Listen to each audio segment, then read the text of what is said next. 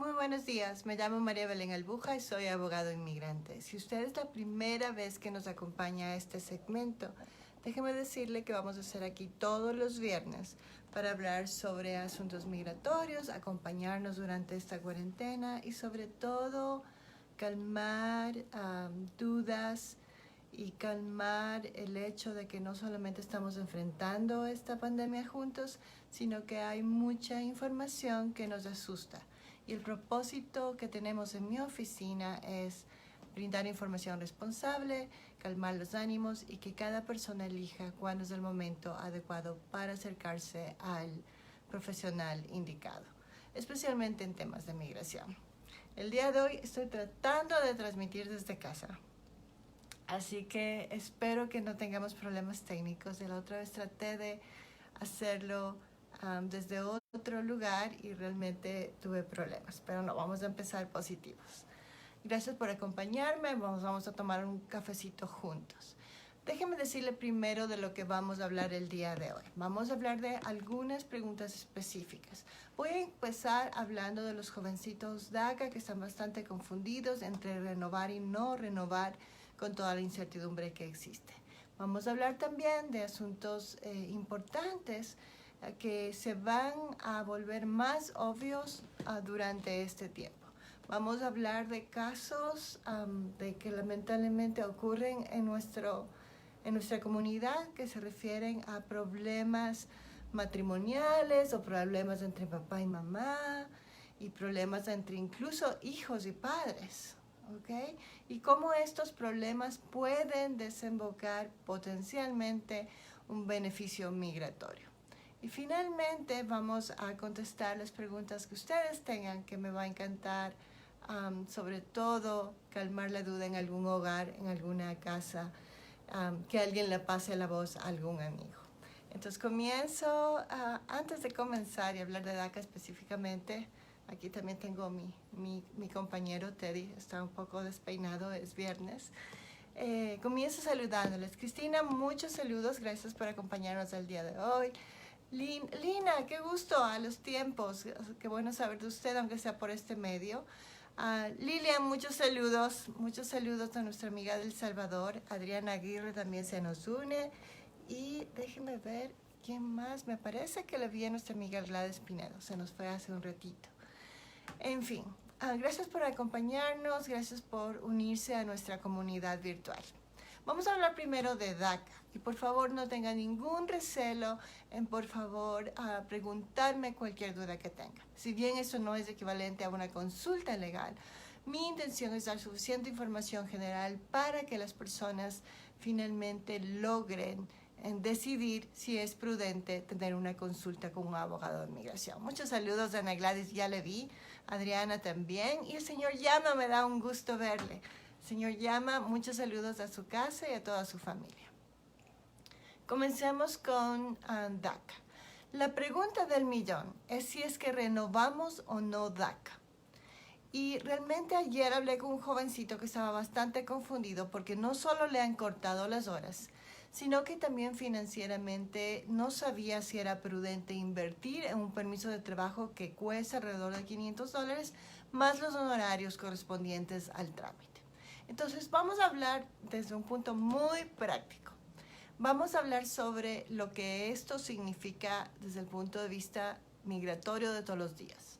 Esa inversión va a provocar un permiso de trabajo que va a tener un tiempo de vida de aproximadamente 2 años. Durante ese tiempo la persona va a tener el permiso de trabajo para acceder en estos tiempos difíciles de crisis a la posibilidad de buscar otro trabajo si es que le cortan las horas o si es que lamentablemente le despiden. Sé que no es sencillo, pero por lo menos va a tener esa herramienta básica para encontrar trabajo. Después de eso, lo que va a tener obviamente es el seguro social que acompaña el permiso de trabajo. Y tercer punto, que es lo más importante en este momento, es que si lamentablemente nos despiden, va a poder aplicar al desempleo.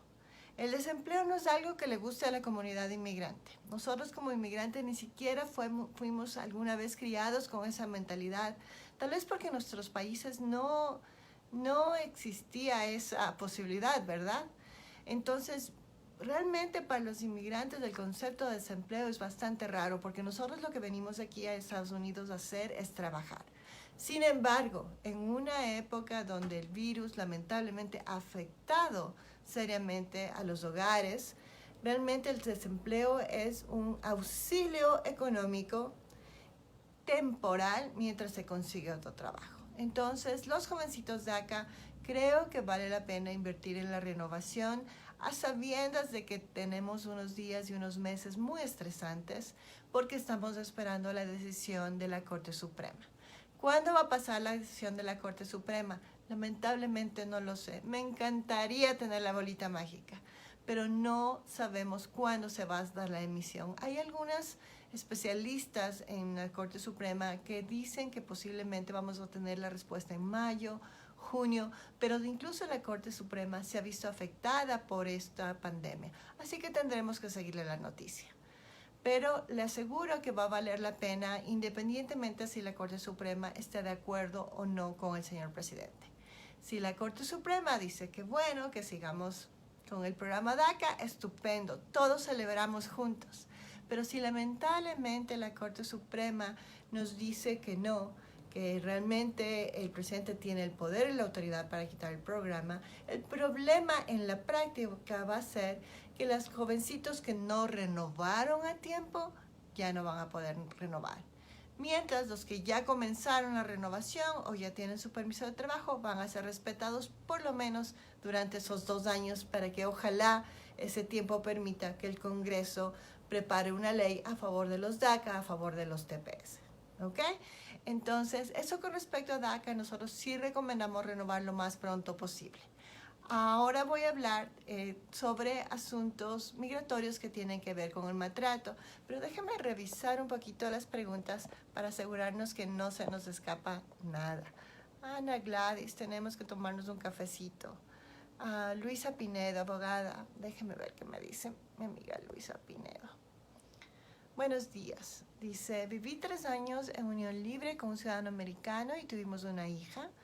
Sufrí violencia doméstica, pero no reporté a la policía. Me regresé a México por este abuso. 2 años después me casé con él en México y no he vuelto a entrar a Estados Unidos. ¿Puedo calificar para VAWA? María Luisa, usted parece que ha estado tomando cafecito conmigo. Precisamente de eso voy a hablar de VAWA. Deme un segundito para ponerme en contexto y enseguida le contesto. Jorge, buenos días. ¿Cómo le va, Jorge? Usted tiene DACA y estábamos hablando hace un ratito con DACA, así que espero que haya quedado todo claro. Se le vence en diciembre. Renuévalo. Rápido, no espere, no se quede dormido en las laureles. Si estuviéramos en condiciones normales, estaría tranquila y le diría, por favor, renueve 6 meses antes, porque es lo que hemos estado haciendo todos esos años. Pero hoy por hoy las condiciones no son normales y no tiene que ver con el virus cuando hablo de DACA. Tiene que ver con la Corte Suprema. No sabemos cuándo el anuncio va a ser. Así que Jorge es la mejor inversión. Si es que duda de que es una inversión, revisa sus impuestos y cuánto produjo gracias a ese permiso de trabajo. Realmente no hay mucho que decir al respecto. Gracias, Jorge. Luisa, ya le contesto en un ratito. También se nos unió el señor o la señora Castorena. Mucho gusto. No la había visto antes con nosotros. Le agradezco muchísimo. Y Cristina, vamos la pregunta de Cristina. Tengo una pregunta. Felizmente recibí mi ciudadanía el 28 de febrero. Felicidades, felicidades. Tenemos otro voto a favor de la comunidad. Nos dice el 28 de febrero antes de la pandemia. Ahí le pregunté al oficial de inmigración de mi hija de 17 años el certificado de ciudadanía, que fueron 1170. Llenaron el formulario y lo enviaron. Escuché que USCIS considera no hacer entrevistas y tomar las huellas. ¿Era cierto? Ok, entonces déjeme darle una buena noticia mientras tomamos cafecito y comenzamos a hablar de casos que tienen que ver con maltrato familiar. Déjeme darle la primera noticia. Primero, gracias por ser ciudadano naturalizado de los Estados Unidos y aumentar votos para nuestra comunidad, que realmente lo necesitamos. Segundo, cuando una persona es ciudadano, se convierte en ciudadano de los Estados Unidos y tiene un hijo o una hija menor de edad que es residente legal, para que todas las personas se enteran, en ese momento automáticamente se vuelve ciudadano de los Estados Unidos esa persona. ¿Cómo es que este automáticamente funciona? Porque nosotros queremos ver documentos, no queremos ser ingenuos. Funciona de las dos maneras.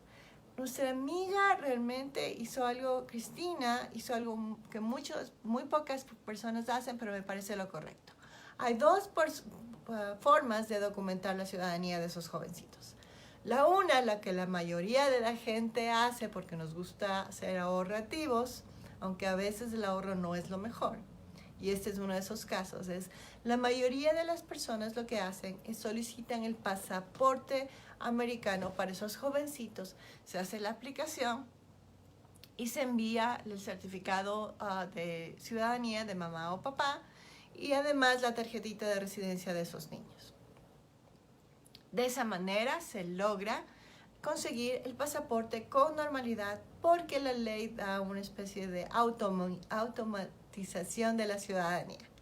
Entonces, papá, mamá ciudadano, la certificación, hijo menor de 18 años, la tarjetita de residencia.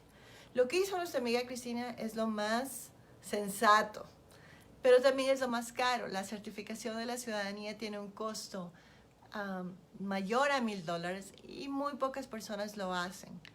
¿Por qué le felicito públicamente? Porque es lo más sensato por dos cosas. Esos niños van a crecer y nosotros vamos para la tercera edad y pues las cosas pasan y esos niños tienen que tener todos los documentos completos si es que alguna vez necesitan probar su ciudadanía. En la práctica yo creo que lo sensato es sacar la ciudadanía, la certificación y también el pasaporte. Con las dos cosas están tranquilas. Y la última buena noticia, así que le voy a agradecer desde ahorita su corazoncito, es que no va a necesitar entrevista. Ese trámite generalmente no necesita entrevista, ¿ok? No es un trámite donde se va a hacer una evaluación profunda porque ya lo está presentando usted siempre y cuando usted haya hecho el trámite correctamente y enviado los documentos correctos. Inmigración va a saber que esa niña o ese niño es ciudadano americano. ¿Ok? Así que le mando muchos saludos, le deseo lo mejor. Gracias por los corazoncitos y sobre todo por acompañarnos esta mañana. Volvemos a hablar sobre el segundo tema del día de hoy, que es cuáles son esos casos de migración que si bien no hacen nuestra vida perfecta, pueden ayudarnos cuando tenemos problemas de maltrato en el hogar. Y el maltrato en el hogar, lamentablemente, ocurre a nivel de esposos y también ocurre a nivel de padres e hijos e incluso con abuelos. Así que hay que tener cuidado porque todos creo que estamos un poquito con los nervios de punta con este cambio de rutina. En mi caso particular, nosotros estamos rotando en la oficina. El lunes y el martes no fui a mi oficina y trabajé desde casa y gracias a Dios ya estoy aprendiendo y lo hice de manera correcta. El miércoles del jueves pasé todo el día completo en mi oficina y estuve feliz porque ahí estoy más feliz y más cómoda. Y el día de hoy me ven que voy a estar media hora en la mañana en mi casa y en la tarde en la oficina. Así que pues nos vamos acostumbrando, pero eso no quiere decir que no somos seres humanos, nos ponemos mal genios o nos podemos incómodos y en algunas situaciones familiares eso puede provocar reacciones que llegan a la violencia doméstica y tal vez ni siquiera lo sepamos. Entonces vamos a hablar de eso, vamos a saludar nada más a la gente que nos acompaña en ese día. Buenos días, vamos a tomarnos un cafecito juntos. Eli, buenos días. Me saluda desde México. Muchas gracias, muchas bendiciones. México lindo y querido. Ojalá que cuando se acabe todo esto podamos empacar maletas e irnos de visita a México y a otras partes del mundo. Elizabeth, qué gusto verte. Me encanta. Puerto Rico presente y Elizabeth Suárez, un excelente ejemplo para la comunidad. Donita, muchos saludos. Todos los intérpretes médicos maravillosos que nos están ayudando a la pandemia, un abrazo grande. John, muchos saludos, qué bueno que nos acompañe. Se nos une José Manuel, el cónsul de El Salvador. Le agradezco muchísimo por estar siempre con nosotros. Tenemos que hablar sobre nuestros amigos del TPS. Y finalmente, Roberto Sáenz. Ok, entonces pongámonos en contexto. A veces dentro de nuestras familias hay tonalidades de maltrato que a veces incluso de generación en generación lo hemos visto de manera normal. No tanto aquí, pero en nuestros países existía el asunto de la correa si nos portábamos mal. Tal vez alguien de la familia, tal vez un padre o un abuelo alzaba mucho la voz y gritaba. Y creo que a nivel personal cada familia tiene sus propios valores y su propia definición de lo que es vida normal. En eso no me voy a meter porque creo que eso es una decisión familiar. Pero estamos en los Estados Unidos y creo que sí vale la pena hacerse la pregunta si lo que está pasando en casa es normal o es justo o tal vez me puede ayudar legalmente. Déjeme contarle que si tiene la mayoría de las preguntas que se hacen a ese respecto déjeme aclarar las principales preocupaciones. En asuntos migratorios, que es lo mío, yo no soy terapista, yo no soy abogada de derecho familiar. Yo soy especialista en derecho migratorio y de eso le puedo hablar. Entonces, cuando hablamos de casos de visa U o casos VAWA, que son eso que usted escucha todo el tiempo, estamos hablando de eso, y a veces los abogados no nos preocupamos en explicar lo que realmente eso es en la práctica. Lo que realmente estamos hablando es de casos en que realmente está de por medio una dinámica de violencia, que a veces la gente no se da cuenta, y la dinámica de violencia puede ser en casa o puede ser tal vez en el trabajo, y a veces nos acostumbramos. Y hay familias y esposos que simplemente viven así y esa es su normalidad y esa es la decisión que han tomado. O son decisiones temporales. Algunas mamás y algunos papás deciden quedarse juntos hasta que sus hijos cumplen 18 años. Algunas personas, por razones financieras, les resulta muy difícil salir de una relación y se quedan dentro de una relación de maltrato. Y en este momento no vamos a hablar si eso está bien o mal, pero lo que vamos a hablar es de cómo la ley protege a estos casos. Otra cosa importante que quiero que tenerlo en perspectiva es que usted y yo, estoy segura, conocemos las ventajas de los dos mundos. Aquí en Estados Unidos, los hijos de nuestros amigos que son americanos, generalmente anglosajones, uno les escucha a los papás hablando de que a los 18 años los niños se van de la casa. Y es como una fecha en que están esperando. Para los latinos, incluyéndome a mí, generalmente nosotros vivimos con papá y mamá hasta grandes, hasta cuando ya nos casamos o nos vamos a vivir a otro lugar o nos mudamos a otro país.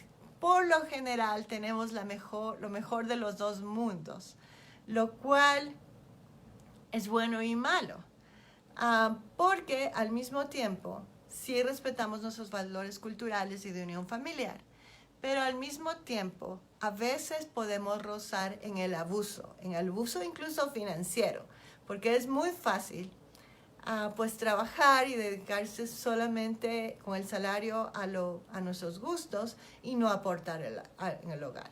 Y en eso creo que la mayoría de latinos hemos sido cómplices, encubridores y pecadores del asunto. Pero ya hablando en el plano de migración, vamos a hablar de tres figuras. Vamos a hablar de matrimonios, vamos a hablar de papá e hijos y de hijos hacia papá. Comencemos con lo más normal, que es el matrimonio. Nos hablaba con mucha honestidad Luisa por medio de este chat y nos decía que ella sufrió abuso por parte de su esposo. Y obviamente no es el chat el escenario para que nos cuente detalles, pero nos decía: no estoy casada. Déjeme decirle que en Colorado uno puede estar casado sin haber firmado un documento. En Colorado puedo estar casada firmando el documento y también puedo estar casada sin firmar el documento. ¿Y cómo eso ocurre? Algunas veces me dicen, eso ocurre 6 meses después, Belén, o 9 meses después. Realmente no tiene que ver con el tiempo. tiene que ver con cómo yo le presento a mi pareja frente a la sociedad. Si yo me voy a vivir con mi novio mañana y le sigo presentando como mi novio a la sociedad y a mi jefe, somos novios, somos roommates. Y aquí no ha pasado nada. Pero si yo comienzo poco a poco a presentarle como mi esposo y mi esposa, eso tiene un efecto legal y lo que la ley quiere es que esa pareja está protegida con respecto a sus hijos, con respecto al patrimonio, porque de lo contrario podría ser, especialmente en migración, que si el esposo o la esposa tiene documentos, seguramente es la mayoría de cosas o patrimonio, cositas que compren, va a estar a nombre de esa persona, mientras si el esposo o la esposa no tiene documentos, lamentablemente va a ser más difícil. Entonces, legalmente la ley le protege para que sea considerado como matrimonio. Con eso dicho, hay muchas personas que no están conscientes de estar casadas. Y eso no solamente equivale a tener obligaciones, sino que también hay defensas legales y defensas migratorias. Entonces, esas personas, si es que están en una relación realmente tensa, donde hay gritos, donde hay no un mal matrimonio, porque un mal matrimonio lo podemos tener cualquier persona, pero un mal matrimonio que comienza con detalles de gritos, tal vez le dicen malas palabras, tal vez le sacan en cara que usted no tiene documentos, tal vez llega a ser muy agresiva la persona y comienza a tirar cosas, a golpear cosas, los niños están ahí, no se dan cuenta. En ese momento la ley tiene protecciones. Y ahí potencialmente, si su pareja es ciudadano o residente, usted potencialmente puede calificar para VAWA. ¿Ok? Que quede bien clarito, VAWA. VAWA es cuando estoy casado o casada con un ciudadano americano o un residente legal. Y lo interesante es que no se necesitan reportes de policía, ni se necesitan auxilios en cortes o órdenes de restricciones.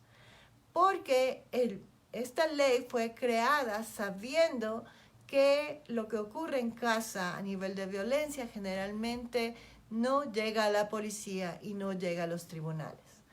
Claro, en la práctica como abogada sí le voy a decir que no tiene que esperar a que le pongan un ojo morado para llamar al 911 y la orden de restricción, pero como inmigrante yo sé que la mayoría de mis clientes no van a llamar al 911 ni van a ir a la corte porque nos den miedo y porque sobre todo, ante todo, lo que nos preocupa es nuestra familia. Entonces, si una mamá es maltratada, no va a llamar a la policía porque no quiere que sus hijos la perciban como la persona que le va a meter en problemas del papá. Y eso no estoy aquí para decir si está bien o mal, pero eso es lo que sucede. Entonces, la ley realmente no es perfecta, pero sí se dio cuenta de este particular. No se necesitan que se tengan documentos legales cuando el abuso es de un esposo o una esposa ciudadano residente. Si es que el abuso es de una persona que no tiene documentos o que no es nuestra familia, en ese momento la ley sí requiere un reporte policial y sí requiere que ayudemos a la ley. Y en ese momento estamos en el caso de Visa U. Pero volviendo a VAWA, es muy importante que también se sepa que lo principal de estos casos es el testimonio. Si usted está sufriendo o no está en la capacidad porque está muy nervioso o nerviosa de saber si realmente está en una relación de este tipo, comience a escribir su diario, porque el diario va a ser la mejor evidencia no solamente para el gobierno, sino para su abogado, para que nos ayude a decidir si realmente eso es un mal matrimonio o realmente usted está en una relación de abuso. Si es que usted está en una relación de abuso, muy posiblemente tengamos un bonito caso para usted de algo tan duro que se convierte en algo positivo, que termina después de paciencia y trabajo, en alrededor de 2 años, en un permiso de trabajo y en algunos casos en una residencia. Entonces es cambiarle la tonalidad a la vida de algo muy duro a algo muy positivo. Y muchas personas que están en estas relaciones van a necesitar tiempo y tal vez semanas y tal vez el virus les va a permitir las fuerzas para finalmente acercarse a una consulta legal. Pero primero comience a escribir su historia para que ningún detalle se vaya. Lo interesante de este caso es que esto no solamente aplica a esposos y esposas, y también aplica a personas que están fuera de los Estados Unidos, como nos decía Luisa, que vivió aquí con su pareja y que está en México. La ley va a casos que están fuera de los Estados Unidos y aunque es un proceso largo y complejo, finalmente lo que se logra es un permiso de trabajo como mínimo dentro de los Estados Unidos y después lo que se logra es que la persona regrese a los Estados Unidos con un permiso de trabajo mínimo. Sí es complejo, pero el primer paso es darse cuenta de qué relación está. Y si tiene dudas, comience a escribir. Ese es el mejor consejo y eso le va a ayudar a su terapista y si no tiene terapista le va a ayudar a su abogado de inmigración, que al final es lo que yo le puedo ayudar directamente. La segunda parte de esto.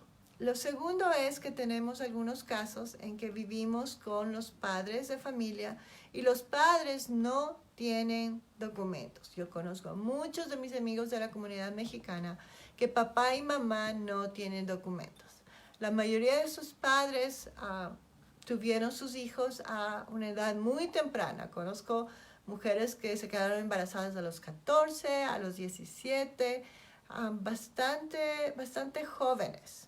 Y son generalmente personas que tienen entre 40 y 55 años, con hijos que ya tienen 20, 21 años. Estamos hablando de una población joven, que tiene hijos que lamentablemente, como cualquier ser humano, tiene problemas y que tiene problemas de salud, que puede tener problemas de salud mental. En esos casos es muy importante darse cuenta que la ley no va a hacer daño al ciudadano. No va a hacer daño al ciudadano ni al esposo, ni a la esposa, ni al residente. La ley tampoco va a hacer daño a los hijos que son ciudadanos. Eso es muy importante porque una mamá y un papá siempre le va a ver al hijo como lo máximo, pese a que como hijos nos equivocamos. Y el papá y la mamá se tienen que dar cuenta que potencialmente tiene la posibilidad de conseguir un arreglo migratorio si es que su hijo lamentablemente ha comenzado con una situación que no se llevan bien, que tal vez no es la mejor relación y comienza a escalar el abuso. El abuso puede ser de muchas maneras, puede ser financiero, puede ser emocional. Y lamentablemente si los hijos por muchas razones tienen problemas de salud mental, tal vez están utilizando marihuana, tal vez están utilizando drogas, porque me van a salir las personas que defienden la marihuana. Si es que los hijos perdió el trabajo y se porta agresivo, si el hijo tal vez está cansado de ser la persona que se encarga de traducir todo tiempo para los padres, se va haciendo un cuadro familiar más y más complejo. Algunos de estos casos en los que los hijos son ciudadanos americanos y han cumplido más de 21 años y que lamentablemente no se puede hacer residencia normal porque los padres tienen un historial migratorio complicado, tal vez pueden llegar a obtener por lo menos un permiso de trabajo si es que comprobamos que ha habido abuso intrafamiliar. Ojo, no estoy diciendo que vamos a llamar a la policía y no estoy diciendo que les vamos a hacer algo a estos jovencitos. Esos jovencitos merecen la atención y el cariño de sus padres y cuando merezcan ir a la policía seguramente va a pasar lo que tiene que pasar. Pero yo estoy hablando desde el punto de vista migratorio. Si es que realmente ese jovencito, por muchas razones, su comportamiento varía demasiado. Un día está bien, otro día está mal. Posiblemente, conversando con detalle, tal vez tengamos una protección migratoria para el padre o la madre de la familia. que no afecte al hijo, pero que sí le permita por lo menos a ese padre tener, para comenzar, un permiso de trabajo. Nada mágico, se demora mucho tiempo, es complicado, pero es posible. Estamos hablando de aproximadamente de 2 años. Finalmente, ¿qué es lo que pasa cuando somos víctimas de un crimen y resulta que esa persona, o de abuso, y resulta que esa persona no tiene documentos o esa persona no pertenece a nuestra familia? En ese momento lo que ocurre es que tenemos potencialmente la posibilidad de tener visa U siempre y cuando llamemos a la policía. Que quede bien clarito ese concepto. Visa U, necesitamos llamar a la policía. La ley nos beneficia siempre y cuando vayamos más allá y ayudemos a que el sistema se encargue de procesar a estos abusadores. Esos casos son posibles, son más largos, implican más tiempo, pero son perfectamente posibles. Antes de seguir hablando de visa U, por favor, ayúdeme contándome sus dudas y sus preguntas. Y si alguien amablemente me puede seguir la hora, les agradezco un montón para asegurarme de llegar a tiempo a mi próxima cita. Sigamos hablando sobre este concepto que es tan especial. La ley nos beneficia a veces cuando tenemos que enfrentar situaciones muy difíciles.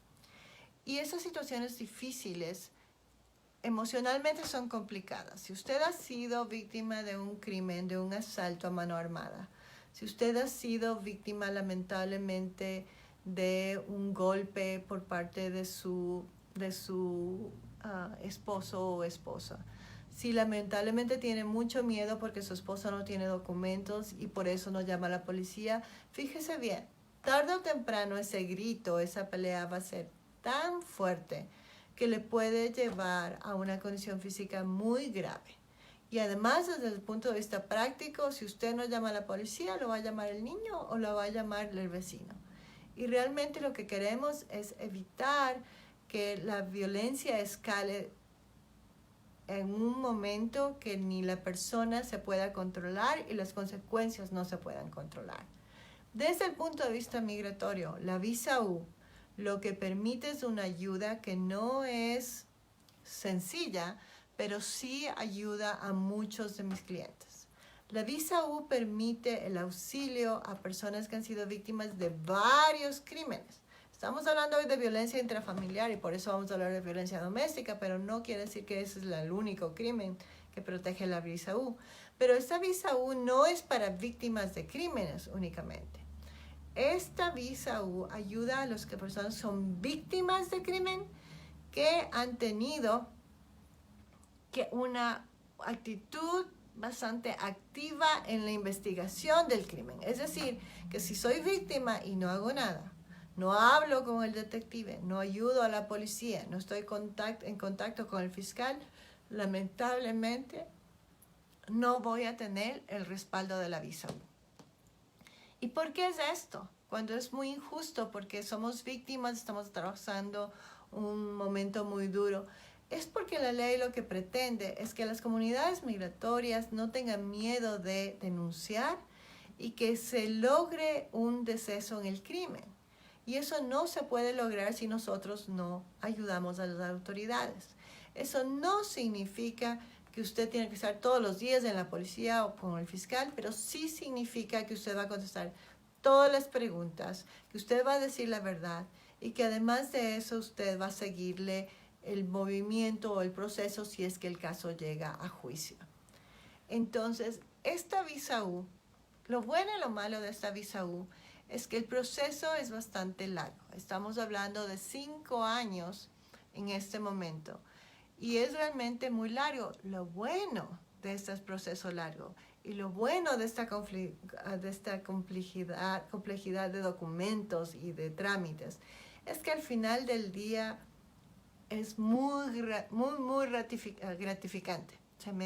Estoy ya confundiéndome entre el español y el inglés. Muy gratificante.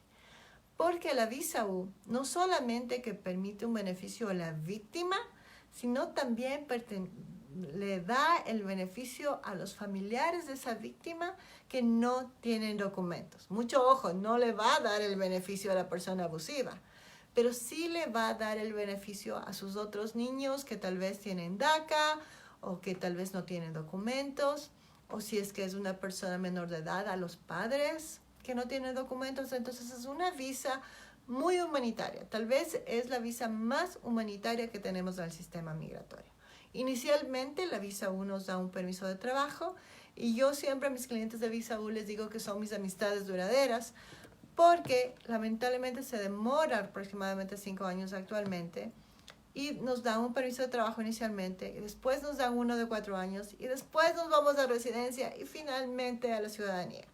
Entonces mi oficina hemos estado trabajando en mi oficina ya 10 años y mi cliente, el señor Mario, que a veces nos acompaña en este chat, es uno de mis primeros clientes que ya ahorita ya está llegando a ciudadanía. Entonces han sido 10 años de un proceso muy fuerte. Cuando él me contrató a mí, me conoció, no sabía quién era yo, nadie sabía quién era yo en ese tiempo, hace 10 años, y confiamos los dos. Al principio tuvimos que hablar muchas veces con la policía de Denver, y 10 años más tarde él era residente y pues estamos ya cerca de la ciudadanía. Entonces, eso en resumen es la diferencia entre VAWA y visa U. Mucho cuidado ahora cuando los nervios están de puntas, todo el mundo está un poco aburrido, los que tenemos la suerte de seguir trabajando, de todas maneras, la situación no es de la más normal, somos seres humanos, todo el mundo tiene las emociones a flor de piel, no es nada agradable, nunca ha sido nada agradable recibir noticias tristes a la distancia. El otro día escuchaba a Jorge Ramos que hablaba de el trauma que genera cuando las personas tienen el coronavirus y la familiar no pueden ni siquiera abrazarle. Ese trauma lo hemos tenido la comunidad migratoria por muchos años. Es parte de la factura que tenemos como inmigrante, con o sin documentos. Es parte de lo que hemos tenido que pagar por ser inmigrante, porque no hay vuelos que han llegado a tiempo para despedirnos de nuestros seres queridos. Y eso lo conozco de primera mano. Y conozco muchos de mis clientes que no tienen documentos, que lamentablemente no han tenido ni la oportunidad de tomar el vuelo a casa para despedirse de su papá y su mamá. Esto se complica más todavía cuando en nuestros países, en la mayoría de nuestros países, las condiciones sanitarias no son de las mejores. Así que como seres humanos vamos a estar más susceptibles, más preocupados y tenemos que, me incluyo, ser más pacientes. Pero esto también nos va a permitir que los papás, las mamás, los abuelos, los hijos se den cuenta que es un comportamiento normal de estrés y que es un comportamiento que puede generar un caso migratorio que al final del día al único que va a beneficiar es a la persona sin documentos y finalmente a la familia. Muchos saludos, Roberto. Gracias por acompañarnos. Alfredo Medina. ¿Cómo está, señor Medina? Qué gusto verle. Siempre me encanta ver a mis clientes que atendimos anteriormente. Lala nos dice, hola abogada, ¿qué debe pasar con DACA? A mí se me vence en abril 2021. Lala, creo que usted no estuvo al comienzo del video. Al principio del video hablé de DACA. Mi recomendación es, por favor, renueve lo más pronto posible. No tengo la bolita mágica y lamentablemente no sé cuándo la Corte Suprema va a dar el anuncio. Así que aunque su permiso de trabajo vence en abril, mi recomendación es que haga un esfuerzo, renueve para estar protegida y que tenga la opción del permiso de trabajo. Véanos desde el principio una vez que acabamos de tomar cafecito. Douglas, mucho gusto Douglas, no la había visto antes. Moisés, ¿cómo le va? Javier. Oh, Joaquín, qué gusto, nos están viendo desde Suecia. Hi Joaquín, how are you? My greetings to your wife and your dogs. Tania Moreno, Tania, mucho gusto. La señora Arenas, mucho gusto, señora Arenas. Un abrazo grandísimo a las nenas que son preciosas. Que se acabe esta pandemia y nos vamos a Puebla. Muchos saludos, Alfredo. Con esto me voy a despedir. Quiero que quede claro que cuando se trate de asuntos de DACA, realmente la recomendación es renovar DACA. Cuando se trata de situaciones familiares en las que realmente no sabemos si estamos en una situación de abuso, creo que lo que quiero pasar la voz es que es momento de tomar un lápiz y papel y escribir qué es lo que está pasando.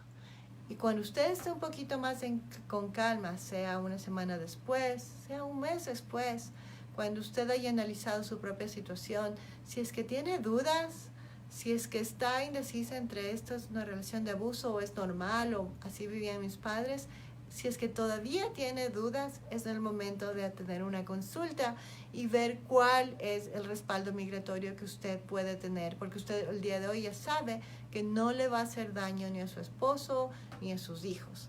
Esto solamente beneficia a usted, ¿ok? Especialmente a las mamás allá afuera. Alexander de León, una pregunta. Gracias, Alexander. Yo también le hago una pregunta. Ayúdame con la hora. Déjeme leer su pregunta antes de que me vaya. ¿Qué se debe hacer si una persona se le venció su visa de turista y por la pandemia no ha podido salir del país? Excelente pregunta y no cuenta con ningún tipo de ayuda. ¿Hay alguna suspensión de términos? Ok, lamentablemente, mira Alexandra, le voy a hacer una promesa. Creo que el lunes va a valer la pena hacer un video cortito sobre el punto porque ahorita no alcanzamos. Pero de manera general le voy a decir que lamentablemente no existe ninguna automatización de la extensión de su visa, pero sí existe un proceso que se tiene que seguir. Se tiene que seguir un proceso que se llama extensión de visa, que le prometo hacer el video el lunes para estar más tranquilas y explicarle despacito. Esta extensión de visa lamentablemente no es gratuito, el costo es alrededor de $500. Pero lo que le permite es que el gobierno de los Estados Unidos se ha dado cuenta de ese particular y va a dar una extensión automática de 240 o 250 días. Y de esa manera usted no va a acumular presencia sin documentos. Y de esa manera no se le va a dañar su historial migratorio.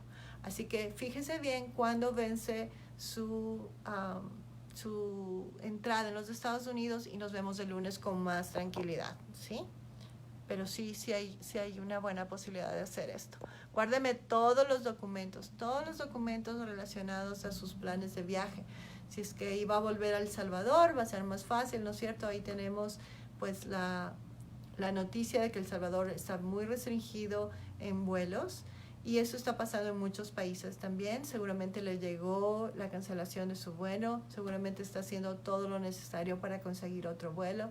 Vaya anotando en un diario también todos los esfuerzos que haga porque eso se va a tomar en cuenta. Marta Torres, y Marta, con esto me despido y le agradezco muchísimo. Me encanta la foto que usted tiene en su perfil. Buen día, ¿es cierto que el reporte de la policía crimen tiene vencimiento? Marta, me encanta lo que usted me pregunta. Cuando somos víctimas de crimen, es muy importante solicitar el reporte de la policía lo más pronto posible. No es que tiene un vencimiento, el problema es que las agencias administrativas tienen una capacidad de guardar documentos por cierto tiempo. Y lamentablemente llega un momento en que ya no guardan esos documentos y los trituran. Entonces usted necesita solicitar eso lo más pronto posible porque mientras más tiempo pasa, es muy posible que la agencia ya haya triturado esos documentos y usted ya no pueda comprobar que fue víctima. Entonces no lo deje para mañana, búsquelo ahora y ya. Hemos tenido casos, tenemos un caso en California que conseguimos los documentos y el crimen había pasado hace 15 años. Pero en California exactamente, con otro señor, con otro cliente, ya fue imposible conseguir los documentos. Eso es porque dentro de la policía, cada agencia tiene sus reglas. No espere y confíe para mañana, solicite ya esos documentos porque necesita probar que fue víctima. Ahora sí me despido, les deseo un excelente fin de semana. El clima está precioso en Denver, así que por lo menos el sol nos acompaña. Les agradezco mucho por estar conmigo el día de hoy y nos vemos el próximo viernes para un Facebook Live de preguntas y respuestas y el lunes me encargo de hacer uno pequeñito específicamente para hablar sobre cómo extender la visa. Que tengan un excelente fin de semana y gracias por acompañarnos en este viaje durante la pandemia en donde estamos dispuestos a que el viaje a los Estados Unidos siga valiendo la pena.